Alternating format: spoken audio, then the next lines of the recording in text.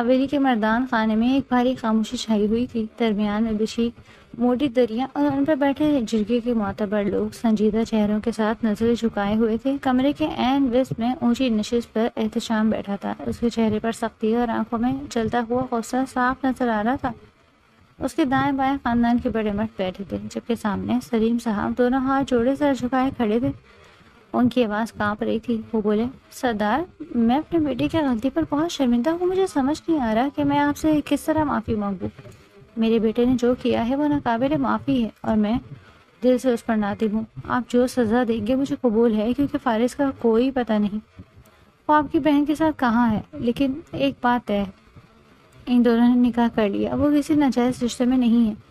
نکاح کی بہن نے بھی اپنی مرضی سے کیا ہے، زبردستی نکاح نہیں ہوا۔ احتشام نے زور سے مٹھی بند کر کے بازو لکڑی کی کرسی پر مارا اور غصے سے دھاڑا، تو کیا میں اس بات پر جشن مناؤں کہ انہوں نے نکاح کر لیا؟ تمہارا بیٹا میرے گھر کی بیٹی کو لے کر بھاگ گیا، اس سے بڑی بے عزتی اور کیا ہو سکتی ہے کہ ایک سردار خاندان کی بیٹی ایک عام زمیندار کے بیٹے کے ساتھ چلی جائے؟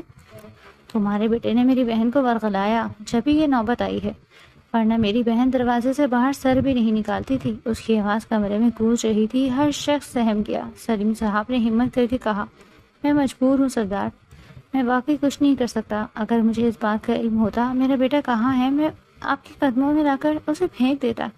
مجھے اس بات کا بالکل اندازہ نہیں ہے وہ اس وقت کہاں پر ہے۔ ہاں، بس اس بات کی اطلاع مجھ تک پہنچی ہے کہ اس کا نکاح ہو گیا۔ احتشام فوراً اٹھ کھڑا ہوا۔ اس کی آنکھیں سرخ ہو چکی تھی۔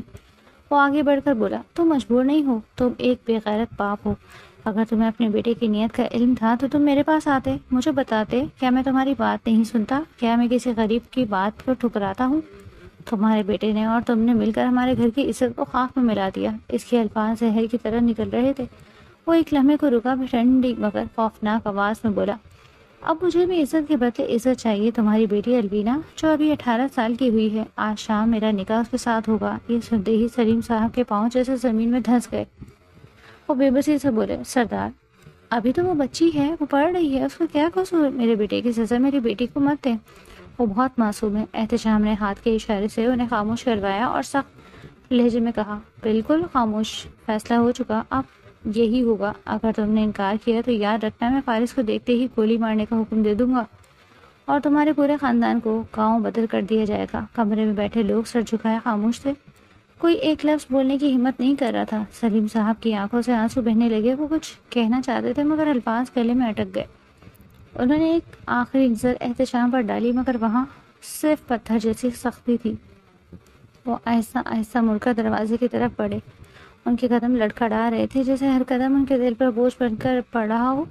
دروازہ کھلا اور وہ باہر نکل گئے، جبکہ مردان خانے میں ایک بار پھر وہی بھاری خاموشی چھا گئی تھی، مگر اس بار اس خاموشی میں آنے والے طوفان کی گونج صاف سنائی دیتی تھی۔ وہ مردان خانے سے نکل کر سیدھا اپنے گھر کی طرف روانہ ہوئے۔ ایک مختصر مسافت طے کر کے سلیم صاحب لڑکھڑاتے قدموں کے ساتھ گھر کے صحن میں داخل ہوئے۔ دروازہ بند کرتے ہی جیسے ان کے اندر کا سہارا ٹوٹ گیا۔ برآمدے میں پیچھے چارپائی پر نسیم بیگم اور الوینا بیٹھی تھی۔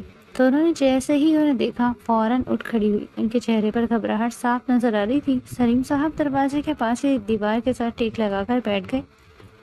پاؤں سے جان بالکل نکل چکی تھی، ایسا لگتا تھا جیسے زمین قدموں تلے نہ رہی ہو۔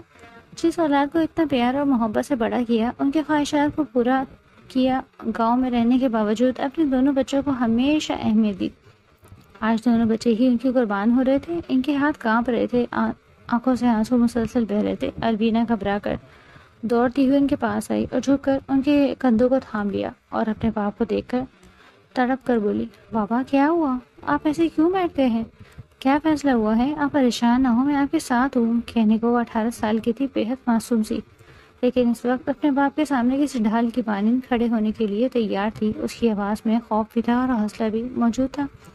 سلیم صاحب نے سر اٹھایا، ان کی آنکھیں سرخ ہو چکی تھی۔ وہ ٹوٹے ہوئے لہجے میں بولے، مجھے معاف کر دو، میں کچھ نہیں کر پایا، میں صرف اپنے آپ کو برباد ہوتا ہوا دیکھ رہا ہوں۔ سب ختم ہو گیا ہے، میں کچھ نہیں کر پایا۔ میں نے بہت کوشش کی کہ تمہاری قربانی نہ دینی پڑے، ایک بیٹا قربان ہو چکا ہے، دوسری اولاد قربان نہ ہو، مگر تمہارے بھائی نے ہمارے لیے کوئی راستہ نہیں چھوڑا۔ مجھے یقین نہیں آتا فارس ایسا کر سکتا ہے۔ وہ اتنا سمجھدار ہے، پڑھا لکھا، کاروبار سنبھال رہا ہے، وہ اتنا بڑا فیصلہ اپنے لیے کیسے لے سکتا ہے؟ اس نے پیچھے تمہارے بارے میں کیوں نہیں سوچا؟ الوینا اپنے باپ کی بات سن کر حیران ہو کر بولی۔ ایسا ہوا کیا ہے؟ آپ اس طرح برتاؤ کیوں کر رہے ہیں بابا؟ ہمت کریں، جب تک آپ کچھ نہیں بتائیں گے ہمیں پتہ کیسے چلے گا؟ اپنی بیٹی کی بات سن کر وہ کچھ دیر خاموش رہے تھے اور پھر ٹوٹے بکھرے لہجے میں بولے، سردار احتشام نے صاف کہہ دیا ہے کہ اگر رات تمہارا اس کے ساتھ نکاح نہ ہوا تو وہ فارس کو دیکھتے ہی گولی مارنے کا حکم دے دے گا اور ہمیں گاؤں بدل کر دیا جائے گا، ہماری زمینیں بھی ضبط ہو جائیں گی، ہمارے پاس کچھ نہیں بچے گا۔ یہ کہتے کہتے ان کی آواز بھر آ گئی۔ نسیم بیگم نے آگے بڑھ کر اپنے آنچل سے آنسو پوچھے اور بے بسی سے بیٹھی رہ گئی۔ الوینا چند لمحے ساکت کھڑی رہی، جیسے وہ سب کچھ سن کر اندر سے سن ہو گئی ہو۔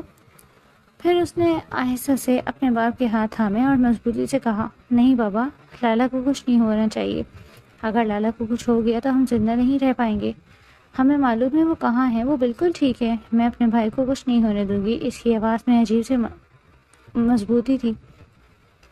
سلیم صاحب نے بے یقینی سے اسی طرف دیکھا اور بولے، لیکن میں تمہارا نکاح اس آدمی کے ساتھ کیسے کر دوں؟ وہ تمہیں کبھی نہیں چھوڑے گا، وہ اپنی بہن کا بدلہ تم سے لے گا، تمہاری زندگی برباد ہو جائے گی۔ میں یہ ظلم اپنی بیٹی پر کیسے کر سکتا ہوں؟ میں نے ہمیشہ تمہیں پیار سے پالا۔ تم اپنے بھائی سے بات کرو اور اس کو بولو واپس آئے۔ میں مزید اب جھوٹ نہیں بول سکتا، میں اپنے بیٹے کو بچانے کے لیے اپنی بیٹی کو قربان نہیں کر سکتا۔ غلطی جس نے کی سزا اس کو ہی ملے گی۔ الوینا نے ہلکی سی سانس لی اور اس کی آنکھوں میں نمی تھی مگر چہرہ پر سکون۔ وہ بولی نہیں بابا، اگر بھائی واپس آئے ان کے ساتھ بہت برا سلوک کیا جائے گا، حویلی والے انہیں بالکل معاف نہیں کریں گے، خاص کر سردار ہشام خانزادہ۔ وہ بہت زیادہ غصے والا ہے، گاؤں والوں سے معلوم ہوا ہے کہ ان میں بالکل بھی رحم نہیں، وہ اپنے باپ کی طرح رحم دل نہیں ہے، وہ بہت سخت دل انسان ہے، وہ کسی کی بات نہیں سنتے۔ اگر لالا واپس آئے تو انہیں واقعی ختم کر دیں گے۔ عزت کے معاملے میں خانزادہ کیسے ہوتے ہیں اس بات کا آپ کو بخوبی علم ہے، کیونکہ آپ اپنے بیٹے کو ختم کرنا نہیں چاہتے۔ شاید یہی میرے نصیب میں لکھا تھا۔ بابا تکلیف برداشت ہو جائے گی، انسان سب کچھ سہ لیتا ہے، مگر اگر بھائی کو کچھ ہو گیا تو ہم ساری زندگی کو معاف نہیں کر پائیں گے، ہم ہر دن اس کی کمی میں چلتے رہیں گے۔ میں یہ بوجھ نہیں اٹھا سکتی۔ میں راضی ہوں نکاح کے لیے، آپ حامی بھر دیں۔ بہت ظلم کرے گا، شروعات میں ہاتھ بھی اٹھائے گا لیکن قتل نہیں کرے گا، لیکن اگر بھائی ان کے ہاتھ لگے تو وہ قتل کر دیے جائیں گے۔ ہم سب برداشت کر سکتے ہیں لیکن ان کا خون نہیں۔ نسیم بیگم نے بھی سر اٹھایا اور ان کے چہرے پر دکھ صاف تھا مگر لہجہ مضبوط تھا۔ وہ بولی، میں بھی یہی کہوں گی، الوینا ٹھیک کہہ رہی ہے، اگر فارس کو کچھ ہو گیا تو ہم زندگی بھر اپنے آپ کو معاف نہیں کر سکیں گے، ہمیں یہ قدم اٹھانا ہی پڑے گا۔ اللہ بڑا ہے، کبھی نہ کبھی ایسا وقت آئے گا جب سردار کا دل نرم پڑ جائے گا اور وہ ہماری بیٹی کو قبول کر دے گا، اور میں ہر دن اللہ سے دعا کروں گی کہ یہ نکاح ان کے لیے خیر و برکت والا ہو۔ بے شک وہ آدمی غصے والا ہے، لیکن اب تک اس نے کسی عورت کے ساتھ ظلم نہیں کیا، بلکہ جب سے وہ سردار بنا ہے عورتوں کو ان کا حق ملنے لگا ہے۔ ہم امید نہیں چھوڑ سکتے۔ سلیم صاحب نے دونوں کی باتیں سن کر اپنا چہرہ ہاتھوں میں چھپا لیا۔ ان کے کندھے ہل رہے تھے، وہ زاروں قطار رونے لگے۔ وہ اپنا آپ بہت بے بس محسوس کر رہے تھے، اس لیے انہوں نے بے حد رونا آ رہا تھا۔ گھر کے برآمدے میں ایک عجیب سی خاموشی پھیل گئی تھی جس میں صرف ایک باپ کے ٹوٹنے کی آواز سنائی دے رہی تھی۔ الوینا ان کے پاس بیٹھی رہی، اس نے آہستہ سے ان کے کندھے پر سرک دیا جیسے وہ خود کو مضبوط ظاہر کر رہی ہو مگر اندر سے وہ بھی بکھر رہی تھی۔ نسیم بیگم نے آسمان کی طرف دیکھا، ان کی آنکھوں میں بے شمار سوال تھے مگر زبان خاموشی تھی۔ وقت جیسے تھم گیا تھا مگر اس تھمے ہوئے وقت کے پیچھے ایک ایسا فیصلہ کھڑا تھا جو 3 زندگیاں ہمیشہ کے لیے بدلنے والا تھا۔ وقت دھیرے دھیرے گزرتا جا رہا تھا، پورا دن معمول کے مطابق بیت گیا، شام ڈھل چکی تھی اور گاؤں کے بیچوں بیچ قائم جرگا گاہ میں غیر معمولی خاموشی پھیل رہی تھی۔ چاروں طرف لوگ جمع تھے، بوڑھے مرد دریا بچھا کر بیٹھے تھے، نوجوان دیواروں کے ساتھ کھڑے تھے، سب کی نظریں ایک ہی طرف جمی ہوئی تھی۔ درمیان میں ایک الگ چارپائی رکھی تھی جس پر لال دوپٹہ اوڑھے الوینا سر جھکائے بیٹھی تھی، اس کے ہاتھ کانپ رہے تھے، انگلیاں ایک دوسرے میں الجھی ہوئی تھی۔ اس کے ساتھ سلیم صاحب بیٹھے تھے جن کا چہرہ کھجا ہوا تھا اور آنکھیں مسلسل بھیگی ہوئی تھی۔ کچھ فاصلے پر اونچی نشست پر احتشام اپنی روایتی وقار کے ساتھ بیٹھا تھا، اس کا چہرہ سخت اور بے تاثر تھا جیسے اس کے اندر کوئی ہلچل نہ ہو۔ اس کے ارد گرد جرگے کے معتبر لوگ بیٹھے تھے، مولوی صاحب بھی آ چکے تھے، انہیں ایک کرسی دی گئی تھی، انہوں نے بیٹھتے ہی نکاح نامہ اپنے سامنے رکھا اور چند لمحے خاموشی سے سب کو دیکھا، پھر احتشام کی طرف رخ کر کے بولے، سردار، نکاح کی اجازت ہے، شروع کریں؟ احتشام نے ہلکا سا سر اٹھایا اور سپاٹ لہجے میں کہا، اجازت ہے، شروع کیجیے، اور حق مہر صرف 1000 روپے لکھا جائے، اس سے زیادہ کی کوئی ضرورت نہیں ہے۔ یہ سنتی ہی مولوی صاحب ایک لمحے کو رکے، پھر نرمی سے بولے، لیکن شرعی اعتبار سے حق مہر مناسب مقدار میں ہونا چاہیے، یہ اتنا کم رکھنا درست نہیں ہوگا۔ بات ابھی مکمل بھی نہیں ہوئی تھی کہ احتشام غصے سے دھاڑا، جتنا حکم دیا گیا ہے اتنا ہی لکھو، مجھے مت سکھاؤ کہ کیا کرنا ہے اور کیا نہیں، جس لڑکی سے میرا نکاح ہو رہا ہے اس کی کوئی اوقات نہیں ہے۔ اس کی آواز میں ایسی سختی تھی کہ ارد گرد بیٹھے لوگ سہم گئے۔ مولوی صاحب نے فوراً سر جھکا لیا اور نکاح نامے میں صحیح رقم درج کر دی۔ فضا میں ایک بوجھل سا دباؤ پھیل گیا تھا، پھر انہوں نے رخ الوینا کی طرف کیا۔ اس کا چہرہ آنسوؤں سے بھیگا ہوا تھا، آواز بمشکل سنائی دے رہی تھی۔ مولوی صاحب نے واضح الفاظ میں کہا، الوینا بنت سلیم احمد، آپ کا نکاح احتشام خانزادہ و نعیم خانزادہ سے طے کیا جاتا ہے، کیا آپ کو یہ نکاح قبول ہے؟ چند لمحے خاموشی رہی، جیسے وقت رک گیا ہو، پھر اس کے لب ہلے اور وہ بمشکل بولی، جی قبول ہے۔ اس کی آواز ٹوٹ رہی تھی۔ مولوی صاحب نے دوبارہ سوال دہرایا، الوینا بنت سلیم احمد، کیا آپ کو یہ نکاح قبول ہے؟ اس نے آنکھیں بند کر لی، آنسو گالوں پر بہہ نکلے اور وہ پھر بولی، جی قبول ہے۔ تیسری بار سوال کیا گیا۔ فضا مزید بھاری ہو گئی، سب لوگ سانس روکے اس لمحے کو دیکھ رہے تھے۔ اس نے سر اور جھکا لیا اور آنسو پوچھنے کی ناکام کوشش کرتے ہوئے کہا، جی قبول ہے۔ اس کے بعد نکاح نامہ اس کے سامنے رکھا گیا۔ اس کے ہاتھ کانپ رہے تھے۔ اس نے قلم پکڑا اور دستخط کر دیے جیسے وہ اپنی تقدیر پر مہر لگا رہی ہو۔ پھر مولوی صاحب نے احتشام کی طرف دیکھا اور کہا، احتشام خانزادہ و نعیم خانزادہ، آپ کا نکاح الوینا بنت سلیم احمد سے طے کیا جاتا ہے، کیا آپ کو یہ نکاح قبول ہے؟ احتشام نے بغیر کسی تاثر کے سیدھا بیٹھتے ہوئے کہا، قبول ہے۔ مولوی صاحب نے دوسری بار سوال کیا۔ اس نے اسی سنجیدگی سے جواب دیا، قبول ہے۔ تیسری بار بھی وہی سوال ہوا اور اس نے وہی مختصر جواب دیا، قبول ہے۔ اس کے بعد اس نے آگے بڑھ کر نکاح نامے پر دستخط کر دیے۔ مولوی صاحب نے نکاح مکمل ہونے کا اعلان کیا تو مجمع میں ہلکی سی سرگوشی پھیل گئی۔ کچھ لوگوں نے مبارکباد کے رسمی جملے ادا کیے، مگر فضا میں خوشی کا کوئی رنگ نہیں تھا۔ سب کچھ بے جان سا لگ رہا تھا۔ سلیم صاحب نے جھک کر اپنا چہرہ چھپا لیا، ان کے آنسو تھمنے کا نام نہیں لے رہے تھے۔ الوینا خاموش بیٹھی تھی، جیسے اس کے اندر کی آواز کہیں کھو گئی ہو، جبکہ احتشام اپنی جگہ پر ویسے ہی بیٹھا تھا جیسے کچھ ہوا ہی نہ ہو۔ شام کی ٹھنڈی ہوا چل رہی تھی، مگر اس لمحے میں ایک عجیب سی گھٹن تھی جو ہر سانس کے ساتھ محسوس ہو رہی تھی۔ یہ نکاح مکمل تو ہو گیا تھا، مگر اس کے اندر چھپی تلخی ہر چہرے پر صاف لکھی ہوئی تھی۔ نکاح کے بعد اس کی حویلی بھیج دیا گیا۔ وہاں پہنچتے ہی ایک ملازمہ اس کو احتشام کے کمرے میں پہنچا چکی تھی۔ حویلی کے اندر رات گہری ہو چکی تھی، صحن میں ہلکی ہلکی ہوا چل رہی تھی، مگر اس کمرے کے اندر گھٹن سی محسوس ہو رہی تھی جہاں الوینا کو لا کر بٹھایا گیا۔ کمرہ بڑا تھا مگر خالی خالی سا لگ رہا تھا، نہ کہیں پھولوں کی سجاوٹ تھی، نہ کسی خوشبو کا احساس، بس ایک سرد سی فضا تھی۔ وہ بستر کے کنارے پر بیٹھی، سر جھکائے اپنے دوپٹے کے کنارے کو مٹھی میں جکڑے بیٹھی تھی۔ دل کی دھڑکن تیز تھی، ذہن میں ایک ساتھ کئی خوفناک خیال گردش کر رہے تھے۔ اس کی سانسیں بے ترتیب تھیں، جیسے ہر لمحہ اس پر بھاری پڑا ہو۔ اچانک دروازے کے کھلنے کی آواز آئی اور وہ چونک گئی۔ اس کا جسم خود بخود سکڑ گیا۔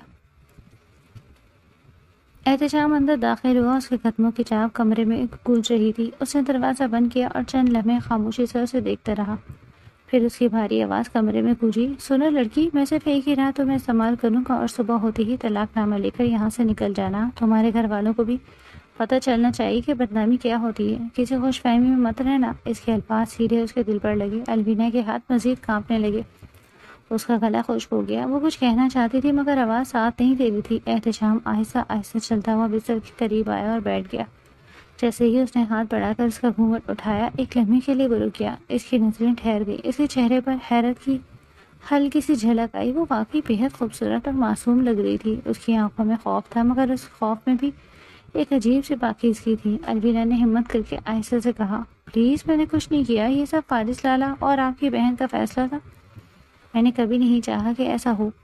اس کی آواز لرز رہی تھی۔ وہ مزید کچھ کہنے ہی والی تھی کہ احتشام نے انگلی اس کے لبوں پر رکھ دی۔ خاموشی، خاموش۔ اس کی آواز اب دھیمی تھی مگر اس میں اب بھی سختی موجود تھی۔ وہ اس کی آنکھوں میں دیکھتے ہوئے بولا، تم اتنی بدل چکی ہو۔ جب میں یہاں سے امریکہ گیا تھا تب تم ایک چھوٹی سی بچی تھی، یہ اچانک اتنی بڑی اور خوبصورت کیسے ہو گئی؟ اس کے لہجے میں لمحہ بھر کو حیرت تھی، مگر فوراً ہی وہ سرد ہو گیا۔ الویرا نے الجھن سے اس کی طرف دیکھا، جیسے وہ سمجھ نہیں پا رہی ہو کہ وہ کیا کہے۔ احتشام نے اپنا ہاتھ واپس کھینچا اور سیدھا بیٹھ گیا۔ اس کے چہرے پر دوبارہ وہی سختی لوٹ آئی۔ وہ بولا، اپنے آپ کو ہر تکلیف کے لیے تیار کر لو، کیونکہ میں رحم نہیں کرتا۔ تمہارے بھائی نے میری عزت کو پامال کیا ہے اور اب اس کی قیمت تمہیں ادا کرنی ہوگی۔ اس کے الفاظ برف جیسے ٹھنڈے تھے۔ الوینا کی آنکھوں سے آنسو بہنے لگے۔ اس نے سر جھکا لیا۔ اس کے ہاتھ بے جان ہو کر اس کی گود میں گر گئے۔ وہ اندر ہی اندر ٹوٹ رہی تھی، مگر آواز نہیں نکل پا رہی تھی۔ احتشام نے ایک لمحہ اسے دیکھا، پھر اٹھ کر کمرے کی لائٹ بند کر دی۔ کمرہ اندھیرے میں ڈوب گیا۔ باہر کہیں دور کتوں کے بھونکنے کی آوازیں آ رہی تھی اور اندر صرف دو سانسوں کی آواز تھی، ایک بھاری اور بے رحم، دوسری ٹوٹی ہوئی اور ڈری ہوئی۔ وقت جیسے سست ہو گیا تھا۔ ہر لمحہ ایک آزمائش بن چکا تھا اور دھیرے دھیرے اس کے قریب ہونے لگا۔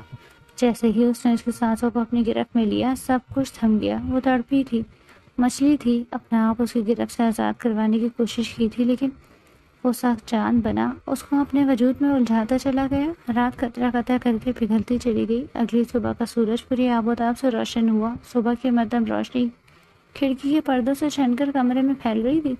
فضا میں ایک عجیب سی خاموشی تھی۔ احتشام گہری نیند میں تھا۔ اس کے چہرے پر وہی سختی تھی، جیسے سوتے میں بھی وہ کسی کشمکش میں ہو۔ اچانک ایک تیز آواز نے اس سکوت کو چیر دیا۔ کہاں ہے احتشام؟ باہر آؤ۔ کیسے تم میری بہن کی زندگی برباد کر سکتے ہو؟ یہ فارس کی آواز سے جو غصے سے کانپ رہی تھی۔ یہ آواز سیدھی احتشام کے کانوں سے ٹکرائی اور وہ چونک کر اٹھ بیٹھا۔ اس نے ایک لمحے کو ادھر ادھر دیکھا، جیسے سمجھنے کی کوشش کر رہا ہو یہ کیا ہو رہا ہے۔ پھر اس کی نظر دروازے کے پاس کھڑی الوینا پر پڑی۔ وہ گھبرائی ہوئی تھی، اس کے چہرے پر واضح خوف تھا۔ وہ حیرت زدہ آواز میں بولا، یہ تمہارے بھائی کی آواز ہے نا؟ باہر؟ اس نے ہلکے سے سر ہلایا۔ ہاں میں جواب دیا۔ اس کے الفاظ بمشکل نکلے۔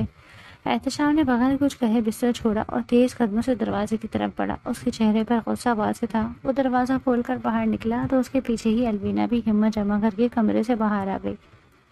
لاؤنج میں منظر کشیدہ ہو چکا تھا۔ فارس اور نرمین درمیان میں کھڑے تھے۔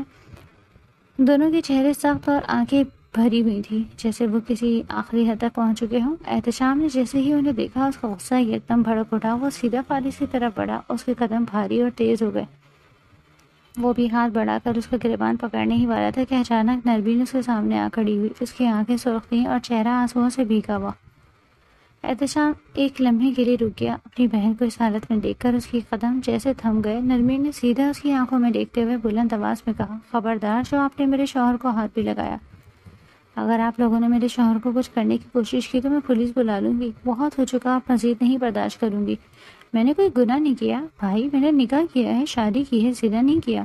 آپ اپنی مرضی سے امریکہ چلے گئے، کسی نے آپ سے کوئی سوال نہیں کیا۔ اگر میں نے اپنی پسند سے شادی کی تو آپ لوگ میرے پیچھے کیوں پڑ گئے ہیں اور اب میرے شوہر کی بہن کے ساتھ بھی ظلم کر رہے ہیں؟ الوینا کا کیا قصور ہے؟ اس کی آواز کانپ رہی تھی، مگر اس میں ہمت بھی تھی۔ احتشام نے اسے گھورا اور سخت لہجے میں بولا، تمہیں معلوم ہے تم کس سے بات کر رہی ہو اور کس لہجے میں بات کر رہی ہو؟ نرمین کی آنکھوں سے آنسو بہہ نکلے، مگر وہ پیچھے نہیں ہٹی۔ وہ بولی، سب معلوم ہے مجھے، میں اپنے بڑے بھائی سے بات کر رہی ہوں جو انسانیت کا الف بھی نہیں جانتا۔ خبردار جو آپ نے میرے شوہر کو ہاتھ لگایا۔ احتشام کا چہرہ مزید سخت ہو گیا۔ وہ بولا، بہت شوہر کر رہی ہو تو اپنے شوہر کو لے کر یہاں سے چلی جاؤ۔ میں کچھ نہیں کروں گا تمہارے شوہر کے ساتھ، مگر آج کے بعد نہ میں تمہارا چہرہ دیکھوں گا نہ تم میرے بھائی سے زیادہ۔ تمہیں شوہر عزیز ہو گیا ہے نا؟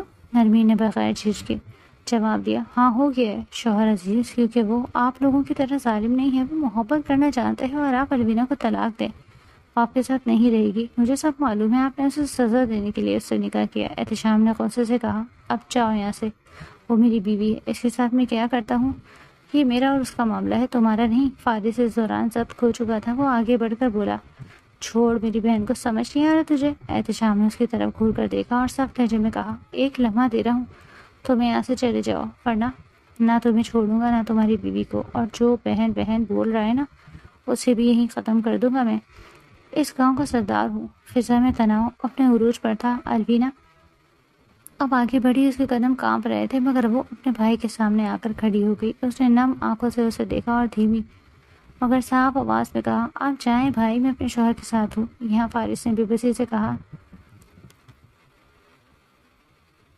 چھوٹی، میں تمہیں لے کر جاؤں گا۔ وہ ایک لمحے کے لیے لرزی مگر پھر خود کو سنبھالتے ہوئے بولی، فی الحال آپ جائیں، خدا کے لیے یہاں سے چلے جائیں۔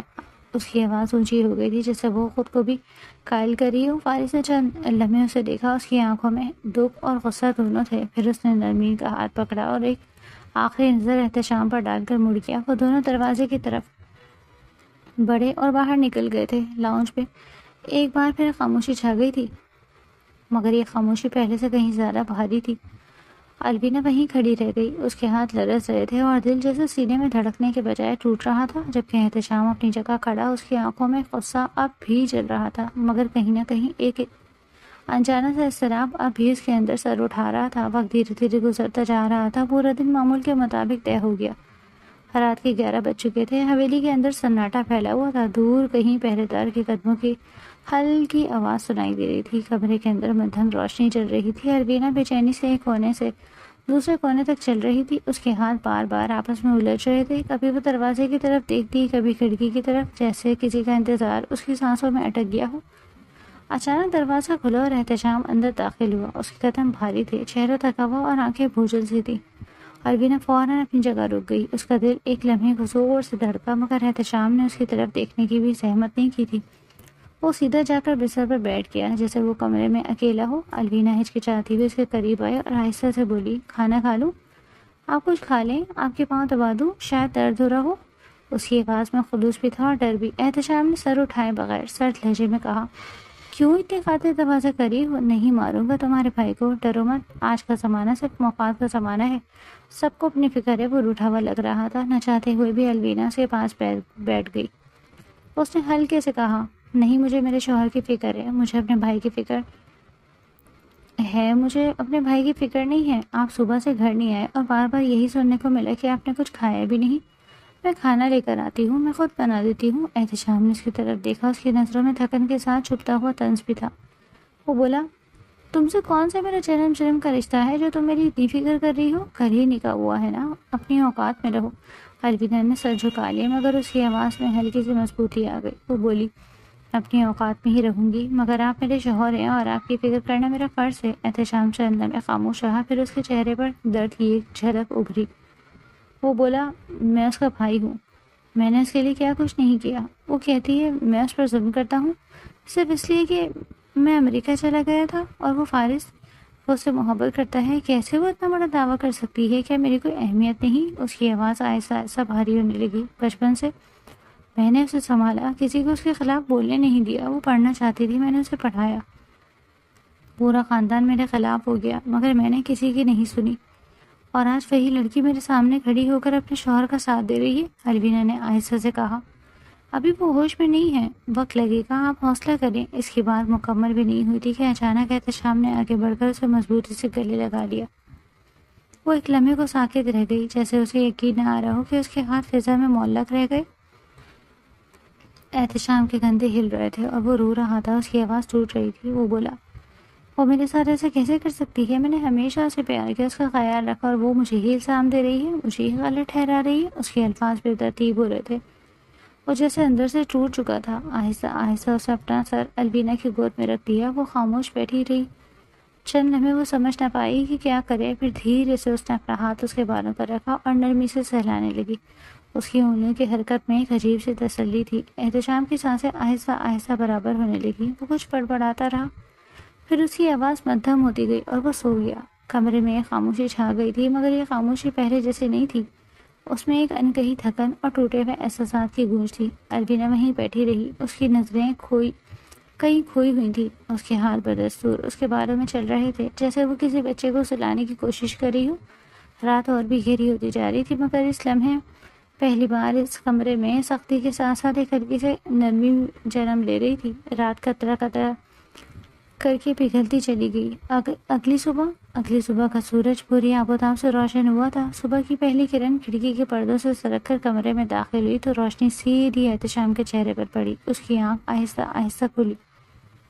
وہ چند لمحے یوں ہی لیٹا رہا جیسے جسم جاگ چکا ہو مگر دماغ ابھی تک بوجھل ہو۔ پھر اچانک وہ چونک کر اٹھا، جیسے کسی خیال نے اسے جھنجھوڑ دیا ہو۔ اس کی نظر فوراً کمرے میں ادھر ادھر گئی، مگر الوینا کہیں نظر نہ آئی۔ بستر کے ایک کونے پر ہلکی سی سلوٹیں باقی تھی، جو رات کی گواہی دے رہی تھی۔ وہ چند لمحے خاموش بیٹھا رہا، پھر رات کا منظر اس کے ذہن میں ابھرنے لگا۔ کیسے وہ بے اختیار رو پڑا، کیسے اس نے ایک اجنبی لڑکی کے سامنے اپنے اندر کا درد ظاہر کر دیا، اور کیسے وہ اس کی گود میں سر رکھ کر سو گیا تھا۔ اس خیال کے آتے ہی اس کے چہرے پر ناگواری آ گئی۔ اس نے بے چینی سے ہاتھوں کو آپس میں ملتے ہوئے خود سے کہا، یہ کیا کر دیا میں نے؟ وہ انجان لڑکی تھی، میں اس کے سامنے کیوں کمزور پڑ گیا؟ اس کے جبڑے سخت ہو گئے، وہ اپنے آپ سے خفا نظر آ رہا تھا۔ ابھی وہ انہی خیالات میں گم تھا کہ کمرے کا دروازہ ہلکے سے کھلا اور الوینا اندر داخل ہوئی۔ اس کے ہاتھ میں ناشتے کی ٹرے تھی۔ وہ آہستہ قدموں سے چلتی ہوئی آئی اور اس کے سامنے ٹرے رکھ دی۔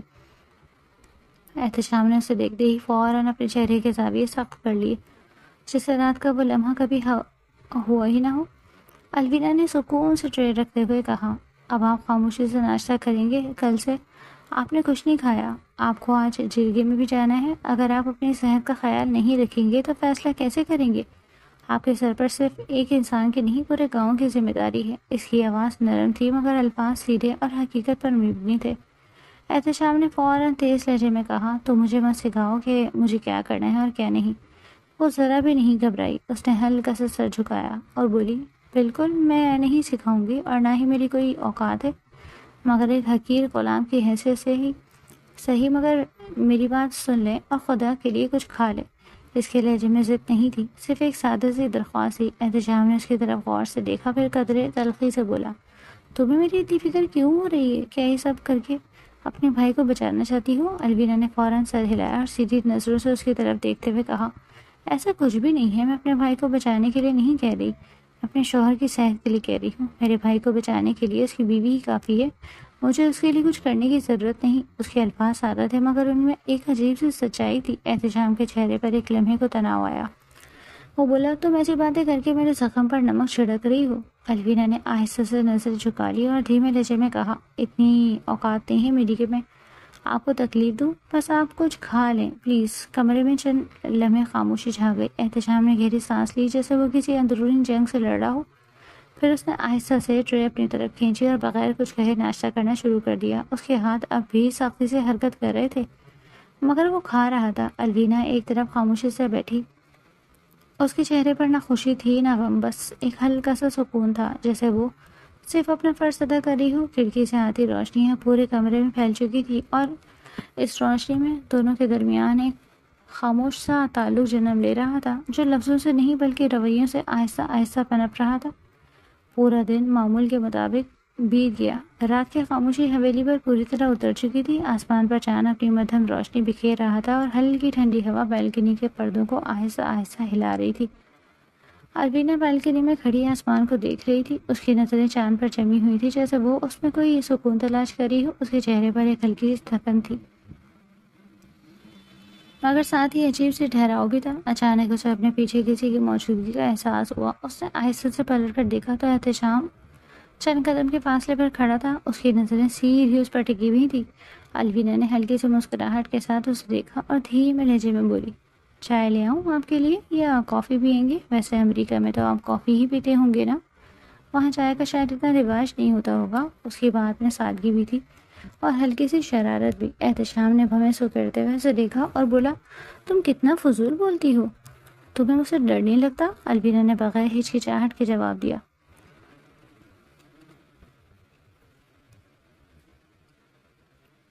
شوہر سے کون ڈرتا ہے، شوہر تو ہم سفر ہوتا ہے۔ اماں کہتی تھی شوہر عورت کا سب سے بڑا سہارا ہوتا ہے، اگر وہ ساتھ ہو تو عورت کو کسی سے ڈرنے کی ضرورت نہیں ہوتی، بلکہ وہ دنیا کی آنکھوں میں آنکھیں ڈال کر کہہ سکتی ہے کہ وہ شوہر والی ہے۔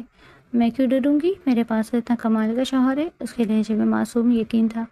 احتشام کے چہرے پر ناگواری ابھری۔ وہ بولا، کیا میں نے تمہیں بیوی کی حیثیت دی؟ الوینا نے سکون سے جواب دیا، بالکل دی ہے، شادی والی رات ہی آپ نے میرا حق ادا کر دیا، تو بیوی کی حیثیت تو آپ نے دی ہے۔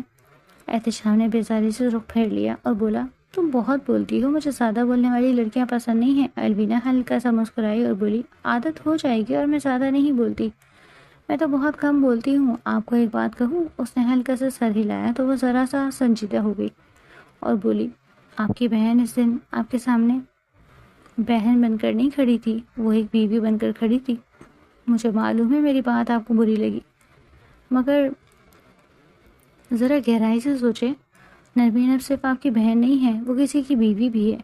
اس نے جس سے محبت کی، اس سے نکاح کیا، کوئی غلط کام نہیں کیا۔ اگر وہ واقعی غلط راستہ اختیار کرتی تو تب آپ کے خاندان پر داغ لگتا۔ اس دن آپ فارس بھائی کو مارنے کے لیے آگے بڑھے، اور فارس بھائی اس کے شوہر ہیں۔ ایک عورت کے لیے اس کا شوہر سب سے پہلے آتا ہے۔ جنت میں بھی شوہر ساتھ ہوگا، بھائی یا باپ نہیں۔ اگر کل کو فارس بھائی آپ کو نقصان پہنچانے آئیں گے تو میں ان کے خلاف کھڑی ہو جاؤں گی۔ میں آپ تک کسی کو نہیں آنے دوں گی، کیونکہ میرے لیے بھی میرا شوہر سب سے پہلے ہے۔ اس کی آواز میں نرمی تھی مگر الفاظ مضبوط تھے۔ وہ ایک لمحے کو رکی، پھر آہستہ سے بولی، اگر میری بات بری لگی ہو تو معاف کر دیجیے گا۔ احتشام کچھ دیر خاموش کھڑا رہا، اسے دیکھتا رہا۔ اس کے چہرے پر پہلی بار الجھن اور سوچ ایک ساتھ ابھری، جیسے اس کے الفاظ اس کے اندر کہیں اثر کر گئے ہوں، مگر اس نے کچھ نہ کہا، صرف گہری سانس لی اور مختصر انداز میں بولا، رات زیادہ ہو رہی ہے، کمرے میں چلو اور آرام کرو۔ اس کے لہجے میں پہلے جیسی سختی تو تھی مگر اس میں وہ کاٹ نہیں تھی۔ الوینا نے ہلکا سا سر جھکایا اور آہستہ سے جی کہا، پھر مڑ کر اندر کی طرف بڑھ گئی۔ کمرے کی طرف جاتے ہوئے اس کے قدم ہلکے تھے، جیسے اس نے کوئی بوجھ اپنے دل سے اتار دیا ہو، جبکہ احتشام وہیں چند لمحے کھڑا رہا۔ اس کی نظریں اب بھی خالی آسمان کی طرف تھی، مگر اس کے اندر کہیں نہ کہیں ایک نئی سوچ جنم لے رہی تھی، جو شاید آنے والے دنوں میں اس کے رویے کو بدلنے والی تھی۔ 2 دن خاموشی سے بیت گئے۔ حویری کے مکین اس سے بات نہیں کرتے تھے، وہی سلام کر لیتی، لیکن اب اپنی زندگیوں میں مگن تھے۔ وہ بھی صرف احتشام کا خیال رکھ رہی تھی۔ دوپہر کا وقت تھا، حویری کے اندر ایک مصروف سی خاموشی پھیلی ہوئی تھی۔ کچن میں برتنوں کی ہلکی آوازیں اور مسالوں کی خوشبو فضا میں گھری ہوئی تھی۔ الوینا چولہے کے سامنے کھڑی رات کے کھانے کی تیاری میں مصروف تھی۔ اس کے ہاتھ تیزی سے چل رہے تھے مگر چہرہ پرسکون تھا، جیسے وہ اپنے آپ کو کام میں الجھا کر ذہن کو خاموش رکھنے کی کوشش کر رہی ہوں۔ اچانک کچن کے دروازے سے ایک سخت اور تیز آواز گونجی، یہ جو تم کام کر کے سردار کا دل جیتنے کی کوشش کر رہی ہو، جانتی بھی ہو کتنی بڑی غلطی کر رہی ہو؟ الوینا چونک کر پلٹی۔ اس کے سامنے ایک لڑکی کھڑی تھی جس کے چہرے پر غرور اور آنکھوں میں جلن صاف نظر آ رہی تھی۔ الوینا نے چند لمحے اسے دیکھا، پھر دھیمے لہجے میں بولی، آپ کون ہیں؟ وہ لڑکی ایک قدم آگے بڑھی اور ٹھہرے ہوئے انداز میں بولی، میرا نام دعا ہے، میں سردار کی منگ ہوں، بہت جلد ہماری شادی ہونے والی ہے۔ اور تم کون ہو؟ اس گھر میں محض ایک نوکرانی، اور وہی رہو گی۔ اس کے الفاظ کاٹدار تھے۔ الوینا کی پیشانی پر ہلکی سی شکن آئی مگر وہ خاموش رہی۔ دعا نے اس کی خاموشی کو اپنی برتری سمجھا اور مزید آگے بڑھ کر بولی، مجھے ملازمہ نے سب بتایا ہے، تم بہت ہنس ہنس کر میرے ہونے والے شوہر سے باتیں کر رہی ہو۔ یاد رکھنا، اب اگر تم نے اس سے بات کرنے کی کوشش بھی کی تو میں تمہارا ایسا حال کروں گی کہ تم اپنی اوقات بھول جاؤ گی۔ وہ ابھی اپنا جملہ مکمل ہی کر رہی تھی کہ اچانک کچن کے دروازے پر قدموں کی آواز آئی اور احتشام اندر داخل ہوا۔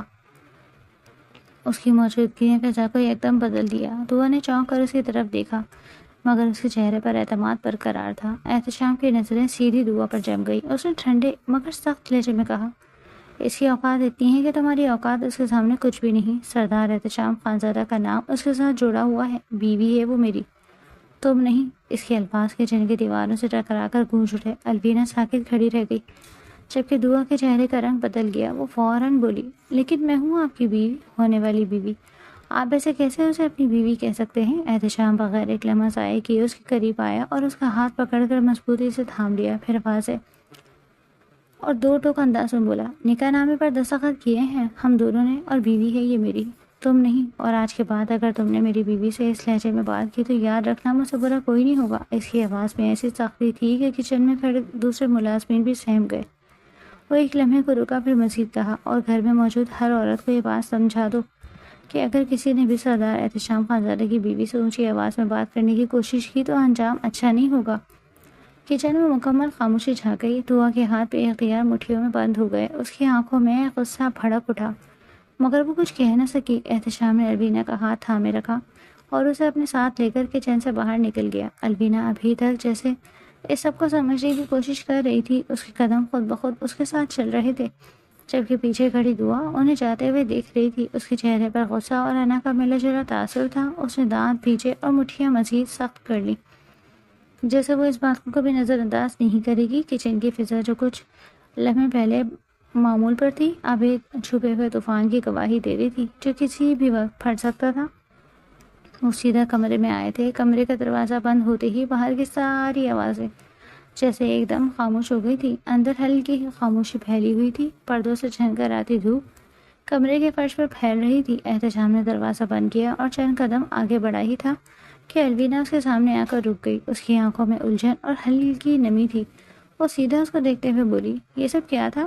آپ میری خاطر بولیں، لیکن آپ تو کہتے ہیں کہ میری کوئی اوقات نہیں ہے۔ احتشام ایک لمحے کے لیے خاموش ہوا، پھر آہستہ سے اس کی طرف مڑا۔ اس کی نظریں سنجیدہ تھیں۔ وہ بولا، اگر تمہاری اوقات نہیں ہوتی تو تم اب تک اس گھر میں نہیں بلکہ اپنے باپ کے گھر میں طلاق کا دھبا لے کر عدت گزار رہی ہوتی۔ اس کے الفاظ سخت ضرور تھے، مگر لہجے میں وہ تلخی نہیں تھی جو پہلے ہوا کرتی تھی۔ الوینا نے اس کی بات سنی تو اس کی سانسیں رک سی گئیں۔ وہ دھیرے سے بولی، یعنی آپ مجھے طلاق نہیں دیں گے؟ احتشام نے بغیر کچھ کہے سر نفی میں ہلا دیا۔ اس ایک اشارے نے جیسے اس کے اندر کی ساری بے یقینی توڑ دی۔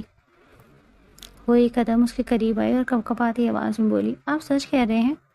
آپ مجھے ایک موقع دیں گے؟ احتشام نے اس کی طرف دیکھا۔ اس کی آنکھوں میں اب وہ سختی نہیں تھی بلکہ ایک دھڑکن اور سچائی تھی۔ وہ بولا، تمہیں موقع نہیں دوں گا بلکہ اس رشتے کو موقع دوں گا۔ تمہاری باتوں نے واقعی مجھے احساس دلایا ہے کہ اس دنیا میں ماں باپ کے بعد اگر کوئی رشتہ سب سے زیادہ قیمتی ہے تو وہ میاں بیوی کا ہے۔ میں اپنی ہر بات پر شرمندہ ہوں۔ اس نے ایک لمحے کے لیے نظریں جھکا لی جیسے اپنی ہی الفاظ کا وزن محسوس کر رہا ہو، پھر بولا، اور مجھے اب یہ بھی سمجھ آ گیا ہے کہ میری بہن نے جو کیا وہ غلط نہیں تھا۔ اس نے پسند کی شادی کی ہے، کوئی گناہ نہیں کیا۔ ہاں وہ گھر سے بھاگی، یہ اس کی غلطی تھی، لیکن شاید اس غلطی کا تک پہنچانے میں ہم سب کا حصہ تھا۔ ہم نے اسے اتنا مجبور کیا کہ اس کے پاس اور کوئی راستہ نہیں بچا۔ اس کے لہجے میں پچھتاوا صاف جھلک رہا تھا۔ وہ دوبارہ الوینا کی طرف دیکھتے ہوئے بولا، میں تم سے اپنے ہر جملے کے لیے معافی مانگتا ہوں، اور اپنے بھائی کو کہہ دینا کہ اسے بھی میں نے معاف کیا۔ کمرے میں چند لمحوں کے لیے مکمل خاموشی چھا گئی۔ الوینا کی آنکھوں سے آنسو بہنے لگے۔ اس نے ایک لمحہ بھی ضائع کیے بغیر آگے بڑھ کر اسے گلے لگا لیا، جیسے وہ اس یقین کو محسوس کرنا چاہتی ہو جو ابھی اسے ملا۔ وہ روتے ہوئے بولی، آپ کا بہت شکریہ، میں آپ کو بتا نہیں سکتی اس وقت آپ مجھے کتنے اچھے لگ رہے ہیں۔ احتشام نے اس کے گرد اپنے بازو مضبوطی سے باندھ لیے۔ اس کے چہرے پر ہلکی سی مسکراہٹ آ گئی۔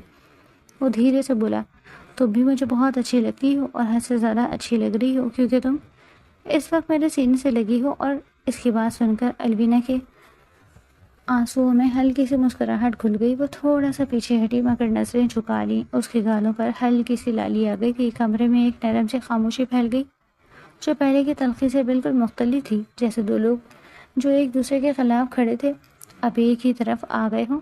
باہر دھوپ بدستور ویسے ہی تھی، مگر اس کمرے کے اندر ایک نیا آغاز جنم لے چکا تھا، جہاں انا کی جگہ سمجھ نے لے لی تھی اور فاصلے کی جگہ قربت نے، اور شاید یہی وہ لمحہ تھا جہاں ایک رشتہ صرف نام کا نہیں بلکہ حقیقت میں جڑنے لگا تھا۔